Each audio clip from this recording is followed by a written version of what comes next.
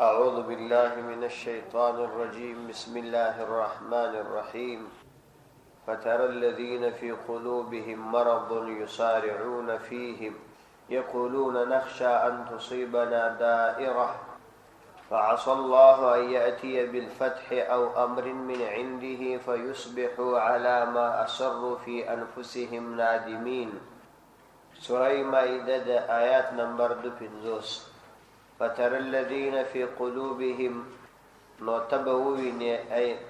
كتنك الذين هغا كسان في قلوبهم جداوي فزرنك مرض يسارعون غيبتيزكي فيهم فديك يقولون وايب نخشى أن تصيبنا دائرة مجبرين أن تصيبنا چوبرسيج مجلر دائرة سمصيبت فعسى الله نجديد چا الله عز وجل بأن يأتي راتبوك بالفتح ففتح او امر من عنده یا بلکم حکم بانی من عنده دخبل طرف ويصبحون ضيبو برزيج على ما فرهغ بانی اثروا چی دوی پټوي فی انفسهم پخپل زړونو کې نادمین شیمان. فترى الذين في قلوبهم ندی آیاتونو د مخکنی آیاتو سره مناسبت هغه پخوانی واقعه ده. دی منافقانو دا طبیعتو چې د کافرانو سره دوستی کول او د مسلمانانو سره ظاهری تعلق ساتي. نو الله سبحانه و تعالی پر روانو آیاتونو کې د دې منافقو انسانانو یو بل طبیعت بیان هغه دا بیانې چې تبدوی ویني چې په زړونو کې به بیماری وي منافقت او د دې کافرانو سره په دوستی کې به ډیر چالاک او ډیر پرمختګ کوونکی، لیکن کله چې مسلمانان یو څه سره راټینګ کی نو بیا به دوی بهانې جوړي او دا به وایي چې موږ خو دا دوستی د دې لپاره نو سره کوو چې په زړه وسره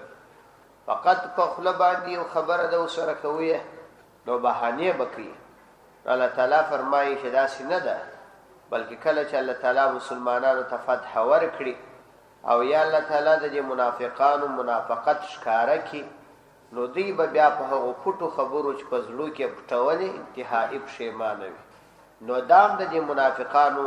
صفت دی. الله فرمایي فتر الذین فی قلوبهم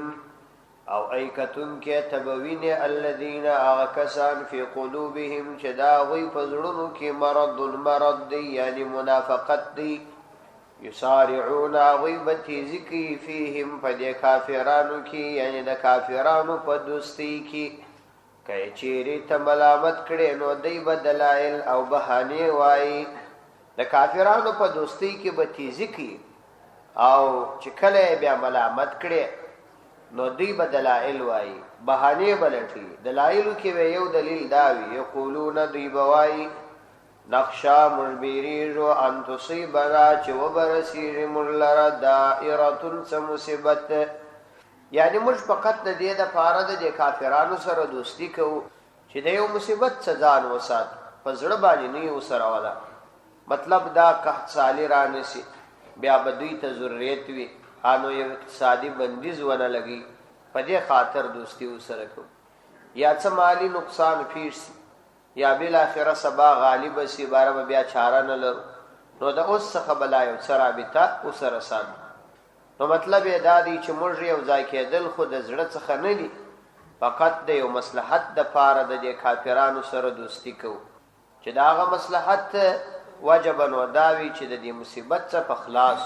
مثلا د اولاد نفقه ده نو څنګه کوي دا خو پیدا کېدل غواړي اولاد دی نو الله تعالی نفقه پرس کړي. نو الله سبحانه و تعالی فرمایي چې دوی خو په ظاهر دا خبرې کوي لیکن په حقیقت کې دا د دوی اصلي غرض دی او په حقیقت کې دا منافقان د کافرانو په غلبه راځي دي او په حقیقت کې دوی د مسلمانانو سره هیڅ تعلق نه غواړي بلکې فقط دا چې د مسلمانانو تر تان او تشنیع لاندې رانیسي نو د دې دپاره دوی دغسې بهانې لټوي. دا قرآنی آیات دی او زموږ پر زمانه عجبه تطبیق او زموږ زمانه کې سخت ډیر منافقان شته د کافرانو دوستی ته داسې لستوڼې رالغښتلي دي ته به دا فکر کوې چې دا یو ډېر عظیم عبادت دی. د کافرانو د طرفه دلائل ویل، پر ناروا شیانو دلائل ویل، حق ته باطل ویل، باطل ته حق ویل، حرام ته حلال ویل، حلال ته حرام ویل، دا طبیعت او مزاج ګرځېدلی. او چې کله یې راټینګ کړې بیا بهانې لټي. وایي نو څنګه کوې؟ په دنیا کې اوس کله داسې حکومت شته، په دنیا کې اوس ته داسې یو څوک پیدا کړه چې داسې دي وکړي، د اولاد نفقه ده، نو څنګه کوې؟ دا خو هم ضروري ده. ته دا د ملایانو د پرېږده وایي، وایي دا د ملایانو ته اوس پرېږده، دا د وخت څخه دا خبرې کوي. دا ټول د کفر او ارتداد خبرې، او په دې ټولو باندې سړی کافر کېږي. دا کېدی بولي کې نه بولي، دا جلا خبره. دا چې دی دې ته توجیه کوي کې نه کوي، هغه د ده مزاج دی، لیکن په دې خبرو باندې ایمان د لاس ورکړي. الله فرمایي چې یقولون دوی وایي نخشا ان تصیبنا دائره، موږ بیریږو په دې باندې چې موږ ته به ورسي دائره، کومه پریشانی او مصیبت. فعسى الله ان یأتي بالفتح او امر من عنده، فعسى الله نو نشدې ده، یعنی وعده ده د الله عز وجل ان یأتي بالفتح، چې په فتح به راتګ وکړي، مسلمانانو ته به د دې کافرانو په مقابله کې فتح ورکړي، او امر یا په کوم بل امر به راتګ وکړي من عنده د خپل طرفه، چې هغه به د دوی منافقت رسوا سي، اظهار د دوی د منافقت به وکړي. نو الله سبحانه وتعالی به یا مسلمانانو ته غلبه ورکړي، او یا به الله سبحانه وتعالی د دې کافرانو په وجه باندې دوی خپل ذلیل او خوار کړي. الله تعالی ته دا کارګران نه دي.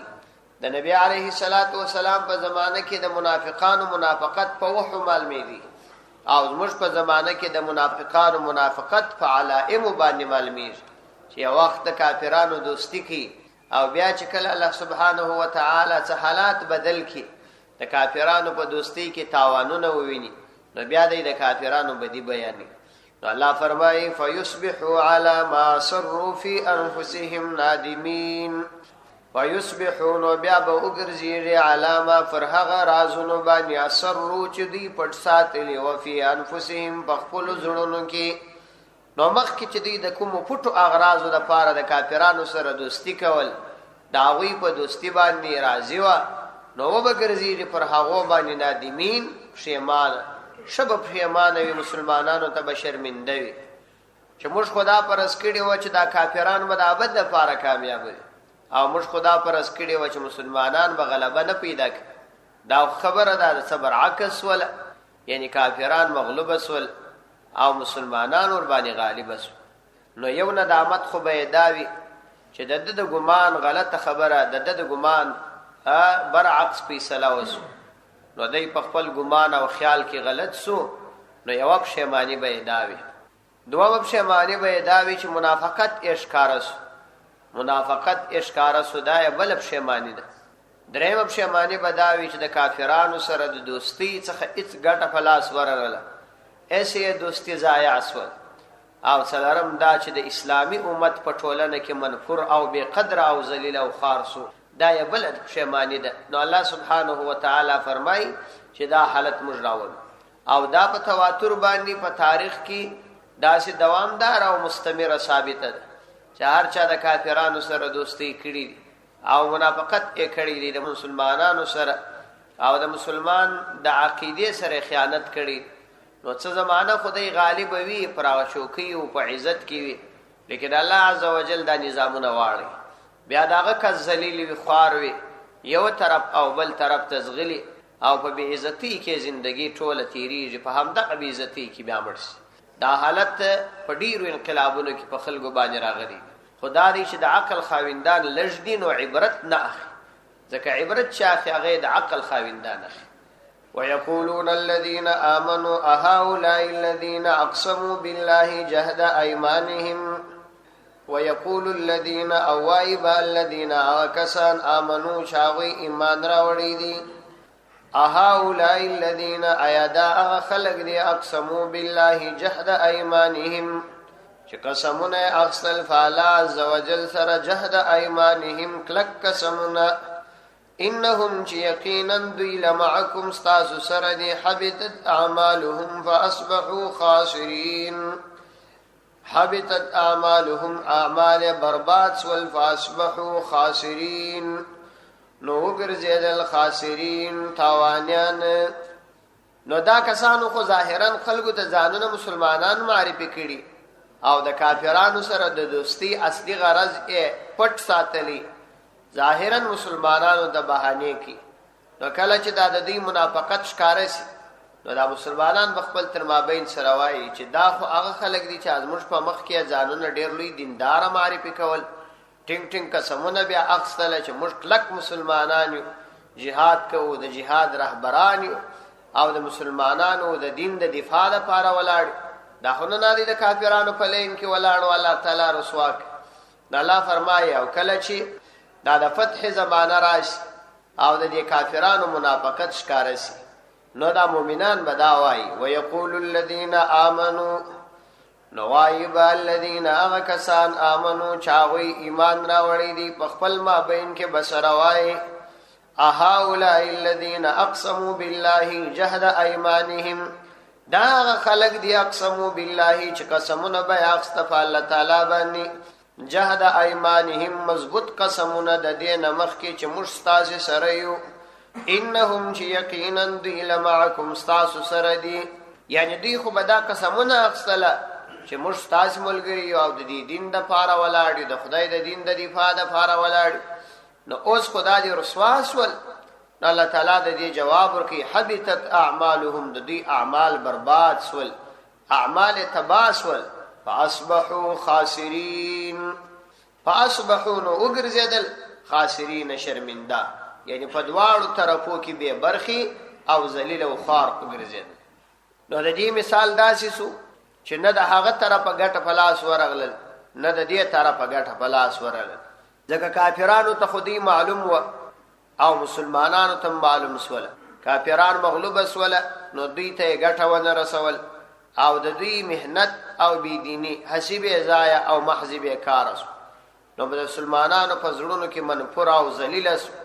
نو یې مثال د پارسی مثال وګرځېدی چې از این سو رانده و آن سو مانده، بس د دې طرف رانده سو د هغه طرف مانده سو، هسې په دنیا او په آخرت دواړو کې د نقصان پورته کوونکی سو. الله عز وجل دې موسات. ډېر کسان زموږ په دا اوسني عصر کې همداسې سو، د کافرانو سره دوستي کول، کافرانو په مقابله کې د مسلمانانو مقابله کول، لیکن الله عز وجل په هغه کافرانو باندې ذلیل کړ. یا په دې وجه چې کافرانو ته خدای مغلوبیت ورکړي، د هغوی غلبه ختمه سول، دی بیچاره پټ وي اوس راوتی نشي. او یادا چې هغو خپله بې عزته کوي، په اسلامي ټولنه کې د یوې روپۍ حیثیت نه لري، نه هغوی په حکومت کې وظیفه ورکړه او نه په اسلامي ټولنه کې د اسلام حیثیت لري. نو بیچاره کله د اسلام نوم رامخته کی، کله بیا د چوکۍ نوم رامخته کی، کله بیا د قوم نوم رامخته کی، چې په یو طریقه باندې یو منصب ته ځان ورسي. هغه الله تعالی رسوا کړي دي، هیچا ته په زړونو کې قدر نه لري. یا ایها الذین آمنوا من یرتد منکم عن دینه فسوف یأتی الله بقوم يحبهم ويحبونه أذلة على المؤمنين أعزة على الكافرين يجاهدون في سبيل الله ولا يخافون لومة لائم ذلك فضل الله يؤتيه من يشاء والله واسع عليم. يا أيها الذين آمنوا أيد إيمان خاوندان من يرتد منكم سوق شواور استاسو عن دينه دخل دين فسوف يأتي الله نجر دي شراتك بوكي الله عز وجل بقوم فيو قوم بان يحبهم خوشوي بالله عز وجل هغوي ويحبونه او دوی بد الله عز وجل خوشوي أذلة على المؤمنين پر مؤمنانو باندې باعجز وي، أعزة على الكافرين پر کافرانو باندې بسخت وي، يجاهدون في سبيل الله دا الله عز وجل فلا ركب جهاد کوي ولا يخافون لومة لائم او نب بیریج د ملامت کوونکې د ملامتیا څخه. ذلك فضل الله دا د الله عز وجل فضل دی، یؤتیه ورکوي من هغه چاته یشاء چې ویې غواړي. والله واسع علیم، والله الله عز وجل واسع علیم د فراخ علم لرونکی دی. یا ایها الذین آمنوا مؤمنانو ته امر دی یا ایها الذین آمنوا ای د ایمان خاوندانو یعنی په وخت کې د نزول دغه آیات چې تاسو ایمان لري مَن یرتد منکم څوک چې واوړي مرتد سی منکم ستاسو څخه العیاذ بالله عن دینه د خپل دین نو دا و اسلام ته هیڅ تاوان نشي رسولای ځکه فسوف یأتی الله نجدې د چراب ولی الله عز وجل بقوم داسی او قوم د اسلامي خدماتو د انجام کولو د پاره د مخکنیو پرځای يحبهم چې محبت بکوي الله عز وجل دا غوي سره ويحبونه او دوی به محبت کوي د الله عز وجل سره پدې کې د مؤمنانو د پاره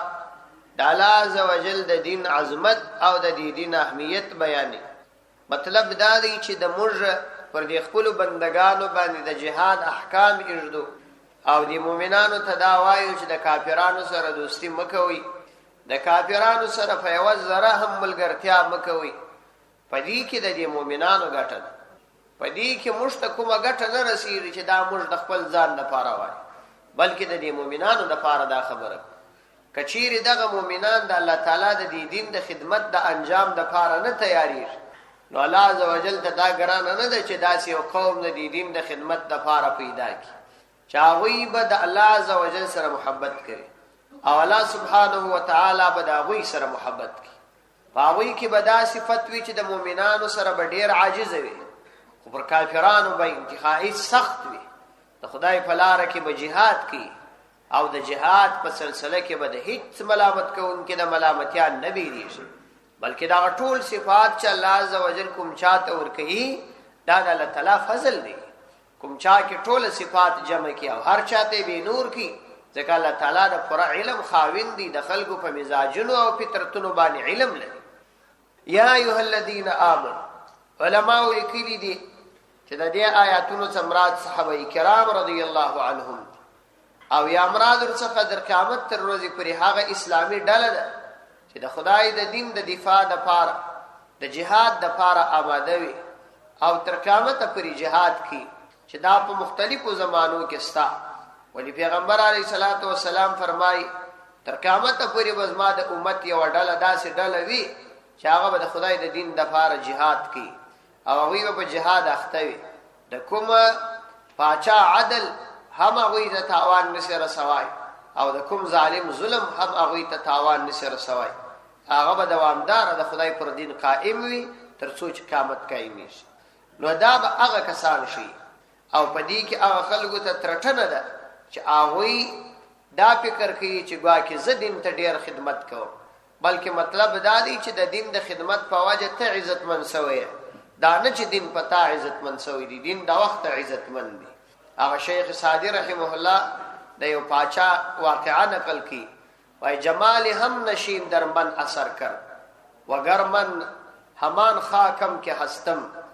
نو یو حمام ته ورغلم د دې خاورې څخه ډیره خوشبوئی را ولاړې ده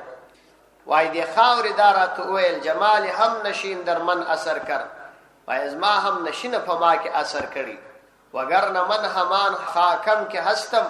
کنه زاغه په خواني خاورم چوم نو دا چې الله تعالی سره د دین د پار استعمال کی دا د دین برکت دی چې ده د الله تعالی محبوب ګرځولي کنه ده هغه بشر دی هیڅ اهمیت نه لري اهمیت د الله تعالی په دین کې دی نو الله سبحانه و تعالی فرمایي دا ستاسو کمال نه دی چې دا دین درسوي دی دا د دین کمال دی چې تاسو دغه مقام ته رسولي یا ایها الذین آمنوا ای د ایمان خاوندانو فوقت د نزول دغه آیات تاسو ایمان درلودلی مَن یرتد منکم عن دینه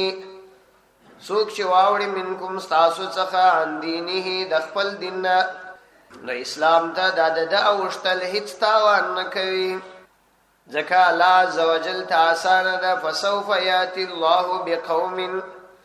جردی چراتک بو کې الله عز وجل بقوم په یو قوم باندې د اسلامي خدماتو د انجام د پاره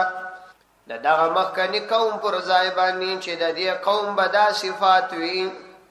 يحبهم چې محبت بکوي الله عز وجل د دوی سره ويحبونه او دوی به محبت کوي د الله عز وجل سره اوس نو د الله عز وجل سره محبت کول داخله د انسان په ذهن کې راځي. ولی انسان ته دا محبت په دوه وجو باندې، یو محبت عقلی دی او یو محبت طبيعي دی. طبيعي محبت دا دی لکه د سړي د خپل اولاد سره محبت، کوروالا سره محبت، دا طبيعي محبت دی. یعنی دا کم دلیل او کوم بل شي ته احتیاج او اړتیا نه لري. بیل دلایل د انسان په زړه کې د خپل اولاد او د کوروالا او د دې محبت راغلي. یو محبت عقلی دی. محبت عقلی دا دی چې عقل تا ته دا وایي چې محبت سره وکړه، یعنی طبیعت دا نه وایي، عقل دا وایي. د مثال په توګه یو ډاکټر تا ته دوا درکړي، هغه دوا ترخه دوا، نو دا ترخه دوا ستا طبیعت باندې نه لګي، خو ستا عقل تا ته دا وایي چې د دې دوا سره محبت وکړه، یعنی استعمال یې ځکه دا تا ته مفیده. نو د الله تعالی سره عقلی محبت کیږي. طبیعي محبت د الله تعالی سره دا هغه وخت کېږي چې د انسان د الله تعالی سره تقرب انتهایی ډیر شي. نو اسباب د محبت د انسان د طرفه د الله تعالی سره پیدا دي، ځکه چې کوم څوک د چا سره محبت کوي اسباب غواړي، او اسباب په الله تعالی کې تام دي، ځکه الله تعالی منعم دی. وجه څوک چې د چا سره محبت کوي وای په درو وجوه کوي، یا کمال وي یا جمال وي او یا هغه مال وي، یا مالدار وي یا جمالدار وي یا کمالدار وي. نو په الله تعالی کې حسن دا ډیر تام دی، ځکه حدیث کې راځي پیغمبر علیه السلام فرمایي چې ان الله جمیل یحب الجمال، الله عز وجل انتهایی زیات شایسته دی. نو دا دومره عالم کې چې څومره حسین انسانان پیدا شوي، دا ټول ته حسن الله تعالی ورکړي. چې مخلوق یې دومره حسین وي نو خالق به څومره حسین وي. نو د حسن وجه هم په الله تعالی کې تام ده. او د مال مسله خو الله تعالی د مال خالق دی، مال پیدا کړی الله تعالی. نو څوک دی چا سره د مال په خاطر محبت او یا د کمال په خاطر کې ش علم لري، تقوا لري، نو په الله تعالی کې دا ټول شان تام دي، ځکه هغه قادر مطلق دی، علیم دی، محیط دی، علم یې په تمام کائنات. نو اسباب د محبت ټول استه، ځکه نو انسان د الله تعالی سره محبت کوي. لیکن دا چې الله تعالی د انسان سره محبت کوي دا څنګه کیږي؟ نو دې باره کې علما وایي چې د دې د فارم الله تعالی اسباب برابر کړي، او د دې د فار اسباب وایي د قران کریم دا آیات دي چې الله تعالی فرمایي قل ان کنتم تحبون الله فاتبعوني يحببكم الله ويغفر لكم ذنوبكم والله غفور رحيم. کچيري تاسو دا غواړي چې الله تعالی ستاسو سره محبت وکړي، ان کنتم تحبون الله، کچيري دا غواړي چې تاسو د الله تعالی سره محبت وکړي او تاسو د الله تعالی محبوب کسان وګرځئ، نو فتبعوني، نو تاسو زما اتباع وکړئ، زما تابعداري وکړئ. يحببكم الله، الله تعالی به محبت سره وکړي. یعنی د الله تعالی د محبت اسباب د پیغمبر علیه السلام اتباع، د پیغمبر علیه السلام اتباع دا د الله تعالی د محبت اسباب دي. که کوم چا د پیغمبر علیه السلام اتباع وکړل نو هغه کسر الله تعالی محبت کوي. نو دا اسباب شو. نو وس د دې علماء دا مسله را استدل او دا معارف القرآن کې مفتی محمد شفیع صاحب رحمه الله را نقل کړي چې د خدای په لار کې jihad کوي هغه خلک کوي چې د بدعات څخه خلاص وي. متبع سنت انسان jihad کولای شي، بدعتي سړی jihad نشي کولای، ځکه چې الله تعالی د کوم چا سره محبت نه کوي هغه ته د jihad توفیق نه ورکړي، او د jihad توفیق چې ورکړي دا هغه صفات دي چې د الله تعالی سره محبت. نو متبع سنت انسان jihad کوي چې د احکام شرعیه په تعمیل کې کوتاهم نه کوي او د خپل طرف څخه خلاف سنت اعمال او بدعات هم نه جاری کوي. دا څه jihad کولای شي. ويحبونه اذله على المؤمنين، د دې جماعت چې الله تعالی را پیدا کی، د دې جماعت یو بل صفت بداوي اذله، دا بډیر عاجز وي، على المؤمنين پر مؤمنانو باندې، یعنی دی به د مؤمنانو د پاره دا د ذلیل یا د ذلول جمع عاجز معنی منقاد خلق تبع عاجز. حدیث کې راځي چې د مؤمن مسلمان صفت باید داسې وي لکه هغه مهار سوی اوش چې هر طرف ته بیا د سر روان، کوچنی هلک روان کړ یوازې دا مهار سوی اوښ نه بلکې په سلهاوو اوښان په دې اوښ پسې د دا دومره قدرت باوجود لیکن یو کوچنی هلک مهار ورچولی کشي نو وایي دغه رقم به دغه مؤمن مسلمان لکه مهار سوی اوښ دی دین ته به داسې چیرې چې دین وغواړي دی کښېني هلته به کښېني چیرې چې دین ولاړول وغواړي ولاړېږي خپل مزاج او طبیعت به د دین په مقابله کې نه چلی او بل دا چې د مؤمنانو سره به نرم وي حتی پیغمبر علیه السلام فرمایي چې انا زعیم ببیت فی ربز الجنه لمن ترک المراء وهو محق چې زه د هغه مؤمن دپاره په جنت کې د یو سرای د یو عظیم محل ضمانت ورکوم چې دی د یو چا سره دعوه او جګړه پرېږدي ولو که دی پر حق مطلب دا چې د مؤمنانو سره بحث و مباحثې او جګړې دا باید ونیسي ولو که دی پر حق وي شرعا دته شریعت دا حق ورکوي چې دی دا جګړه ورسره وکړي لیکن بیا یې هم دی پرېږدي نو زه دته په جنت کې د یو عظیم محل ضمانت ورکوم دا د مؤمن صفت دی نو اذلة علی المؤمنین دا عاجزه وي پر مؤمنانو باندې اعزة ډېر سخت ډېر شدید دا جمع د عزیز ده ډېر سخت او ډېر شدید وي علی الکافرین پر کافرانو باندې پر کافر به ډېر سخت نه د کافر خبره زړه تلویږي نه د کافر سره د احسان داسې معامله کوي چې مسلمانانو ته تاوان ورسیږي یجاهدون فی سبیل الله او پنځم صفت د دې خلکو دا دی چې د خدای په لاره کې جهاد کوي یجاهدون فی سبیل الله د الله تعالی په لاره کې جهاد کوي ولا يخافون لومة لائم او وم صفت اداري چې د دین او جهاد په معامله کې لا يخافون نبیریږي لومة لائم د ملامت کوون کې د ملامتیا څخه نبیریږي کې څوک ملامتي نو دوی د چا د ملامتیا پروا نه لري لکه د منافقانو غوندي چې جهاد ته په ډیره مجبوري آماده شي هغه د ډیرو خبرو په وجه خو بیا هم په زړه کې اندېښمن وي چې کمی دا جهاد کاوه نو قوم به ملامت کی دوستان به ملامت کی کافران به ملامت کی یا اتفاقا د کوم چا سره په مقابله کې ولاړ په هغه مقابله کوونکو کې چې هغه کافران دي یا د کافرانو ملګری په هغه کې دوستان دي دا هغه څخه شرمېږي چې دا جهاد نو سره کول پکار دی بیا به د عزیزان دوستان ملامت کی نو دا د منافق صفت دی د حق په خبره کې سړی د چا د ملامتیا نه بیریږي عموما د اسلامی خدماتو په مقابله کې دوه مشکلات راځي یو مشکل دا دی چې په زور به د حق مقابله کیږي او دوم دا دی چې په ژبه او پتان او تشنیع به د حق مقابله کیږي دا د وخت څخه دا سلسله را روانه د پیغمبر علیه الصلاۃ والسلام د بعثت څخه نیولې تر قیامت تر ورځې پورې به د حق په مقابله کې د دوه طریقې چلیږي یو طریقه به دا وي چې زور به استعمالي بل طریقه به تان او تشنیع او تر اوسه په نړۍ کې د زور په وجه باندې چا اسلامي تحریکات او حق مات کړی نه دي نه حق ته دومره تاوان رسولي خو حق ته چې تاوان رسولي دي عموما هغه تان او تشنیع رسولي چې کوونکي د خپل د تان او تشنیع او د خپل کسانو د ملامتي او د عیوب درا استلو په وجه د حق څخه پر شاسي دا په ډیرو ځایو کې زموږ په خپل وطن کې اسلامي امت ته تاوان تر ټولو د خپل خبرو رسولي چې یو بشي کار بل د بل شي کار یو پر یو باندې تعنوي بل پر بل باندې تعنوي نو اخر حق خبر یو څوک د خلکو د خبرو په وجه نسی بیان دا زموږ په وطن کې چې د بدعات دومره مختصي دي او د خلکو په دماغونو پر شو باندې بدعات ور داخل شوي دي بنیادی وجه یې دا ده چې خلکو د دې په خاطر د بدعات په خلاف نه خلاصول چې بیا به خلک په یو نامراتو وي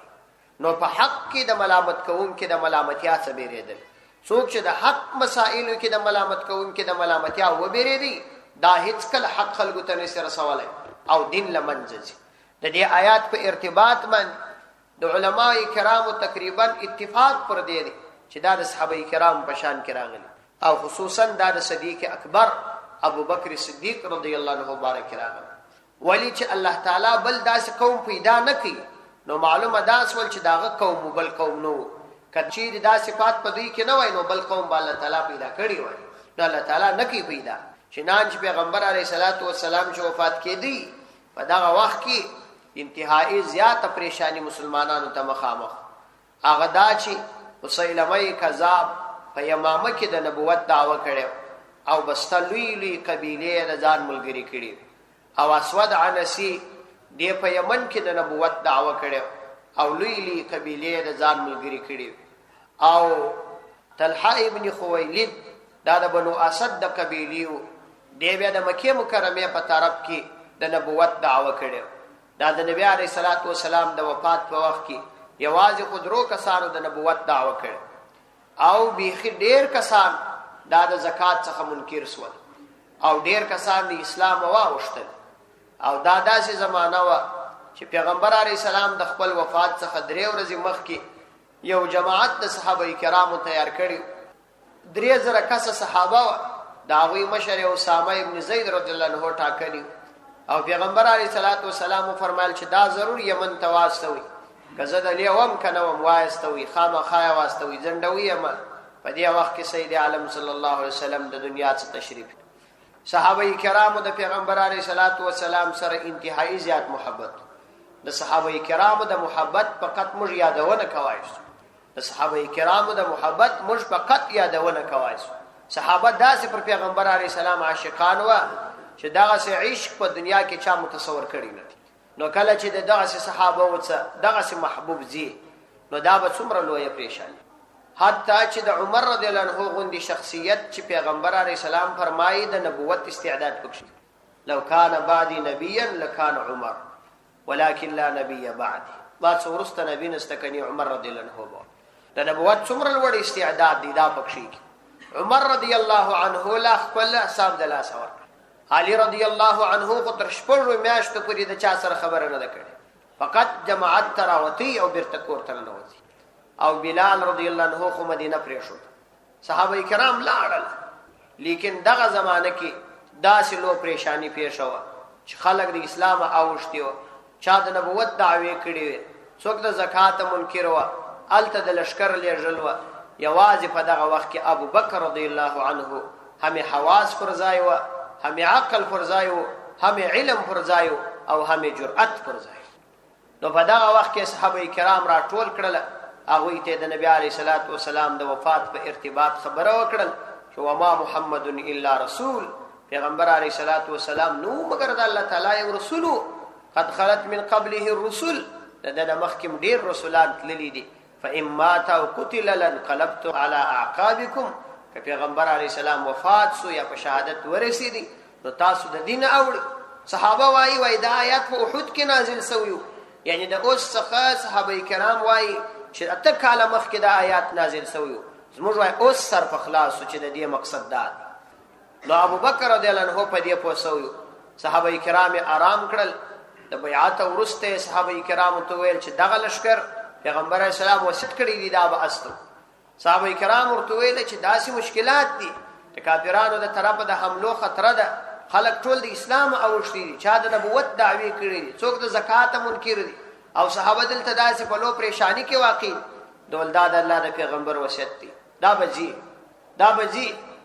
دا لشکر یې واستو. بیا د صحابه کرامو ته ویل چې دغه کسانو چې د زکات انکار کړي چې پیغمبر علیه الصلاۃ والسلام ته پوره زکات ورکاوه، ما څه رسید اوښ د مهار منع کړل، لا یې نه پرېږدم.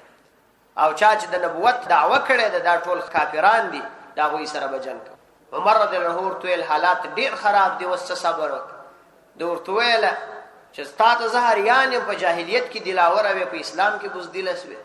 عمر رضی الله عنه ته دا خبره وکړه. په دغه وخت کې یوازې پر اوښ باندې سپور شو، او دا یې وویل چې که زما سره یو ملګری هم تیار نشي تر هغه وخته به د دې ګردو مقابله کوم. حتی یو عجیبه خطبه یې ویلې ده، بیا که یو وخت زه هغه عربي کلمات درته وایم، داسې عجیبه خطبه یې ویلې ده که دغه انسانان، دا پیرانان، دغه غرونه، دا ډبرې، دا درختې ټولې زما په مقابله کې ودرېږي، په یوازې سر به یې د خدای د دین دپاره مقابله کوم، او تر څو چې یا د الله تعالی دین غالبه کړم یا په دې لاره کې په شهادت ورسېږم. کله چې روان سو صحابه کرام مخ ته ورته ودرېدل، کښېنه. نو بیا حضرت ابو بکر رضی الله عنه د صحابه کرامو لشکر تشکیل، صحابه زر کسان ګر سری فاته او په ټوله مدینه کې هغه نور الته واستول. خالد رضی الله عنه یې امامې ته واستوي، د مسیلمه کذاب سره جنگ وس. بل لشکر یې واستوي طلحه ته د هغه سره جنګ وسو مانعین د زکات سره جنگ وکړ نو حضرت عائشه رضی الله عنها وایي زما په پلار حضرت ابوبکر رضی الله عنه چې د نبی علیه السلام د وفات په وخت کوم مصائب راغله کدا مصائب په عالم کې پر غره راغلي وای دا غره بر ریزه ریزه سو لیکن ابوبکر رضی الله عنه په دغه وخت کې هم داسې کلک د خدای دین ته ولاړ نو دا صحابه کرام شان دي چې الله تعالی فرمایي چې دوی د خدای په لار کې د ملامت کوونکو د ملامتیا نه بیریږي نو الله فرمایي ولا يخافون لومة لائم د ملامت کوونکو د ملامتیا نه بیریږي ذالک فضل الله یؤتیه من یشاء نو الله فرمایي چې دا هم د دې کمال نو بلکې دا د الله تعالی فضل و چې دا صفات مذکوره دا د الله تعالی فضل دی یؤتیه من یشاء ورکوي هغه چاته چې وایي غواړي نو یو چاته چې وغواړي ټول صفات ورکړي والله واسع علیم او الله عز وجل د فراخ علم خاوند دی چاته به نور کی ځکه چې هغه د هر چا په استعداد او په مزاج خبر دی صدق الله العظیم